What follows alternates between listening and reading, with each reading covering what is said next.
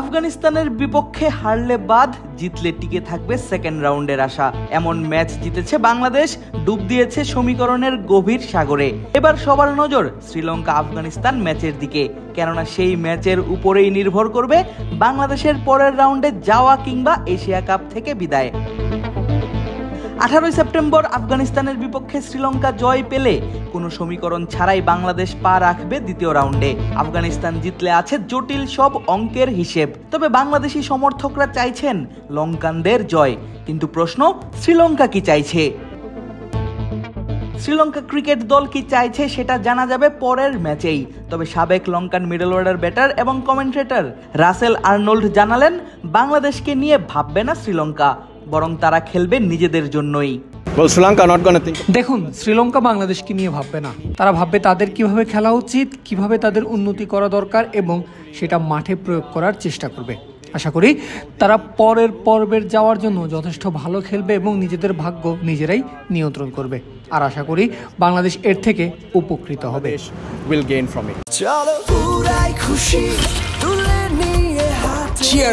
চলো উড়াই খুশি। বাংলাদেশের ম্যাচে গতকাল রাসেল আর্নল্ড ছিলেন ধারাভাষ্যকার হিসেবে। যেই কক্ষে বসেই পুরোটা সময় তিনি দেখেছেন বাংলাদেশের খেলা। তার চোখের সামনেই ঘটেছে আফগানিস্তানের বিপক্ষে বাংলাদেশের এই ঐতিহাসিক জয়। সেই খেলা নিয়েই বলতে গিয়ে আর্নল্ড করেন অধিনায়ক লিটনের ভূয়সী প্রশংসা। Bangladesh needed to win. They made some বেশ ভালো খেলা হয়েছে, বাংলাদেশের জেতাটা দরকার ছিল। অধিনায়ক লিটন কিছু সাহসী পরিবর্তন এনেছে এবং তারা জেতার জন্যই খেলেছে। বাংলাদেশ প্রথম দুটি ম্যাচের চেয়ে অনেক ভালো খেলেছে, তাই আমি তাদের পারফরমেন্স দেখে সত্যিই খুশি।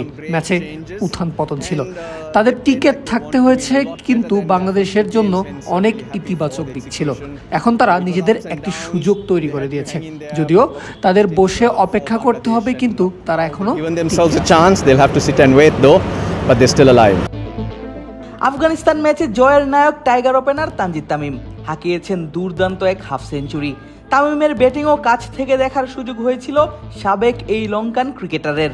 করলেন তামিমের প্রশংসাও।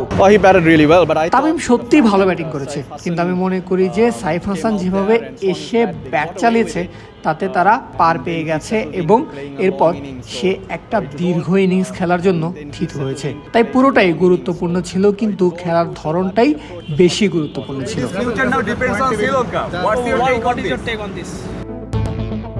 4 পয়েন্ট ও 1.546 নেট রান রেট নিয়ে সবার উপরে শ্রীলঙ্কা।